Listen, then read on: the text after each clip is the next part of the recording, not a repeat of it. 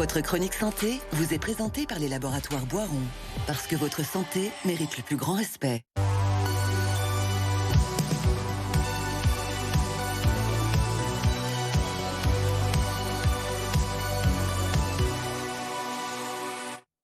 Votre santé, votre rendez-vous chaque jeudi sur BFM Lyon avec Pascal Auclair, bien sûr, rédacteur en chef du magazine Ma Santé. Bonsoir Pascal. Bonsoir Elodie.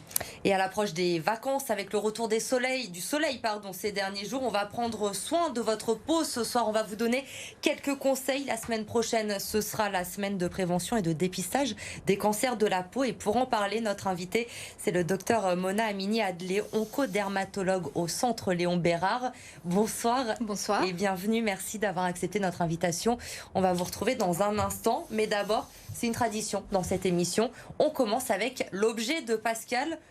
L'objet qui n'en est pas un. Finalement, cette semaine, tout part en vrille. C'est vrai. Non, on essaie surtout de varier les plaisirs d'une semaine à l'autre. Cette semaine, c'est un objet qui n'est pas un objet. C'est un jeu virtuel. Un serious game, donc un jeu sérieux, c'est à la mode. Alors pourquoi je vous présente ça aujourd'hui? Pour plusieurs raisons. D'une part, parce que c'est une entreprise lyonnaise qui a créé ce jeu. C'est Félix et Ludo. C'est une agence lyonnaise spécialisée dans le conseil en ludopédagogie. Et donc, ils ont conçu un jeu d'actualité puisqu'il est lié au télétravail. On le sait, la norme a changé cette semaine. Le ministère du Travail conseille non pas maintenant de faire 5 jours sur 5 en télétravail, mais plutôt 3 jours sur 5, donc nouvelle norme.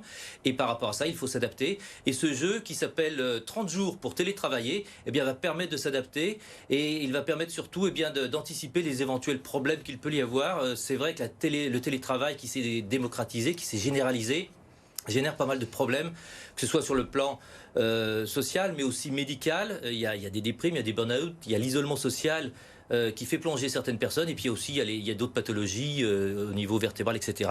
Et donc ce jeu va permettre essayer de trouver les solutions pour bien vivre le télétravail sur la durée, parce qu'on le sait maintenant, on est fait dans cette société, je pense, pour télétravailler de plus en plus.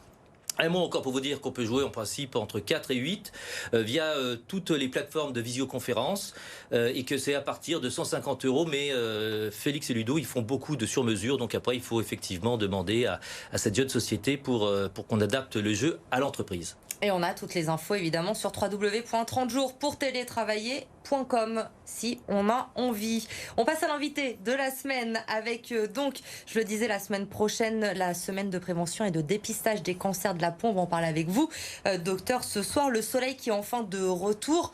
Enfin, ça fait du bien, mais il faut faire attention. On le dit, on le répète chaque année. Il n'est pas toujours un ami pour notre peau.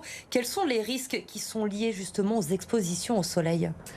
Alors, l'exposition solaire, vous avez raison de le dire, c'est peut-être bon pour le moral, mais pas vraiment pour la peau. En effet, on sait bien maintenant que le soleil peut être responsable tout d'abord de ce qu'on craint, les cancers de la peau, mais aussi d'un vieillissement de la peau. La meilleure crème pour ne pas trop vieillir, c'est de bien protéger sa peau du soleil. Puis un certain nombre de pathologies qui sont liées au soleil, qui sont générées par le soleil. Alors c'est un sujet qui devient très récurrent maintenant, c'est vrai qu'on appelle ça un marronnier dans la presse. Est-ce que concrètement on constate de plus en plus de pathologies liées au soleil ? Absolument, il y a de plus en plus de pathologies liées au soleil et tout d'abord les cancers de la peau.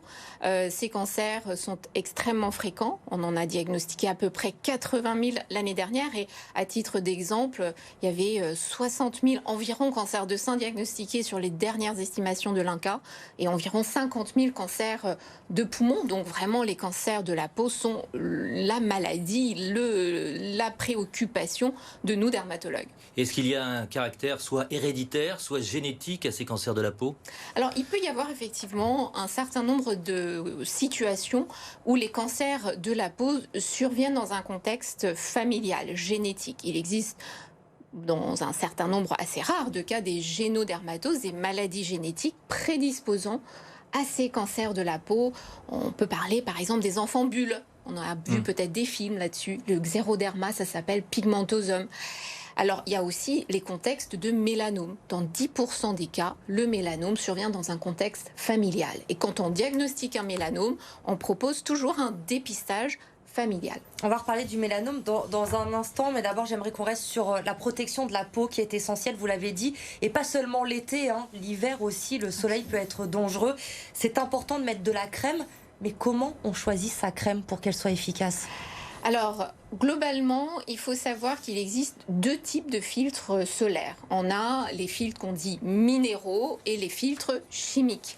Les filtres minéraux sont des filtres physiques. Vous appliquez ce filtre sur la peau et en fait, les UV réverbèrent, se réfléchissent.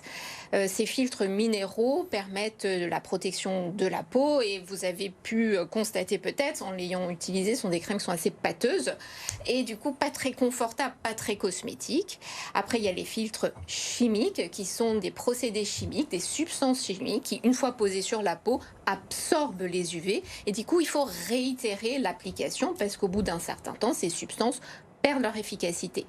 Du coup, on dit qu'il faut réitérer cette application toutes les 2 heures. Alors, quoi choisir ? Eh bien, il faut choisir les indices solaires de protection de plus de 30. Les indices de En dessous de 30, ça ne sert à rien ? En dessous de 30, globalement, il faut dire qu'au niveau de la protection solaire, ça ne sert à rien. Est-ce que quand on a une peau mate, qu'on bronze facilement, il faut aussi se protéger? On a tendance souvent à entendre, alors c'est pas mon cas, hein, vous le voyez, moi, il faut que je me protège, mais les personnes qui ont des peaux mates disent c'est bon, je prends pas de coup de soleil, j'ai pas besoin de mettre de crème. Eh bien c'est faux, parce qu'en réalité, effectivement, les personnes qui ont la peau mate se protègent mieux des effets néfastes du soleil et attrapent moins de coups de soleil, mais le fait de s'exposer longuement au soleil alors qu'on a la peau mate, déjà ça vieillit cette peau, ça fait des taches, et ça peut quand même faire des cancers de la peau. Concrètement et de façon assez simple, comment se déclare un cancer de la peau? Est-ce que c'est uniquement l'exposition au soleil qui va générer un cancer de la peau ou est-ce qu'il y a d'autres facteurs? Alors, il n'y a pas que le soleil qui est responsable des cancers de la peau. Le soleil, c'est le facteur principal. Mais ce soleil, en réalité, est dangereux pour la peau, mais des peaux claires, vous l'avez souligné tout à l'heure. Les phototypes clairs, c'est-à-dire les personnes qui ont une incarnation de peau claire, les blonds, les roux, les yeux bleus, les yeux clairs, en réalité, sont ceux qui craignent le plus les effets néfastes du soleil. Après, il existe d'autres facteurs pouvant être responsables des cancers de la peau, notamment des expositions chimiques. L'HPV, dont vous avez eu une émission récemment sur l'HPV et les risques liés au cancer de col, mais l'HPV, c'est un virus qui peut se déposer autour de l'ongle et générer des cancers HPV induits. Donc ce sont essentiellement les facteurs de risque essentiels de ces cancers. Alors pour prendre soin de notre peau, il est important également de faire très attention aux grains de beauté que l'on peut avoir. Est-ce qu'on peut déjà les surveiller nous-mêmes à la maison ? Eh bien, on aimerait bien qu'on fasse mieux que ça en France. En effet, il faut savoir qu'en Australie, les enfants apprennent à regarder eux-mêmes leur peau et ils apprennent dès l'école la règle simple de reconnaissance des grains de beauté qui sont dangereux. La règle, elle est facile. Elle répond à 5 critères. Ces critères commencent par les premières lettres de l'alphabet. A, B, C, D et E. On regarde le grain de beauté, on regarde si le A, il est asymétrique. Comment est sa B pour bordure? Comment est sa couleur? Est-ce qu'il a plein de couleurs ou une seule couleur? D, son diamètre, est-ce qu'il est fait plus ou moins de 6 mm? Et E, est-ce que ça évolue? Alors les Anglais, ils ont ajouté un autre critère, c'est le F, funny look, celui qui ne ressemble pas aux autres. Et du coup, voilà, vous avez 2 critères sur ce que je viens de raconter. Eh bien, il faut aller voir le dermatologue. Voilà, c'est à ce moment-là, c'est là les signes qui doivent alerter, qui doivent nous dire faut prendre rendez-vous absolument chez un dermatologue. Absolument. Et puis surtout le nombre de grains de beauté. Quelqu'un qui a la peau claire et qui a beaucoup de grains de beauté, le nombre de grains de beauté est un facteur de risque de faire des mélanomes. Donc plus de 20 grains de beauté sur une peau nécessite d'aller voir au moins le dermatologue. Mais un mélanome, soyons clairs, ça provient toujours à la base d'un grain de beauté. Eh bien non, c'est l'idée reçue. On pense que le grain de beauté dégénère. En réalité, le mélanome se développe sur une peau qui était saine. C'est pas un grain de beauté qui dégénère. Ceci survient, c'est possible, mais c'est assez rare.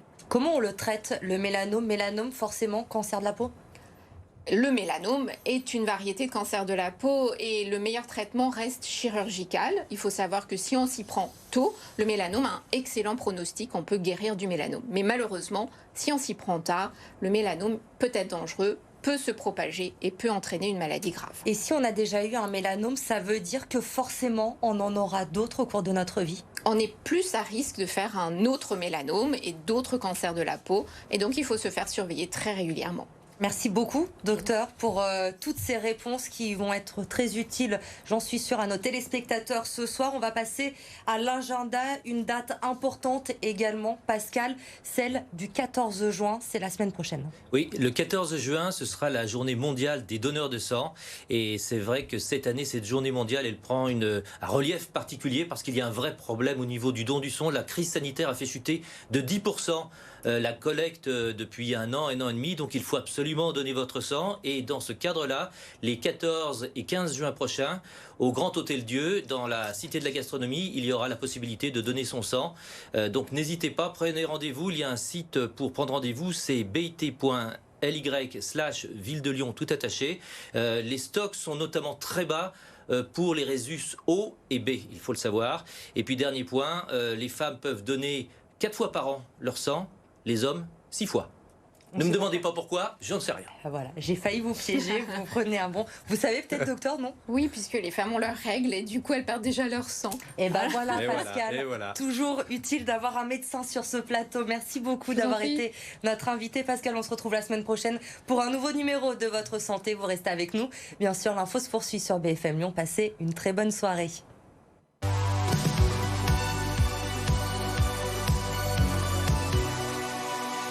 C'était votre chronique santé, présentée par les laboratoires Boiron, parce que votre santé mérite le plus grand respect.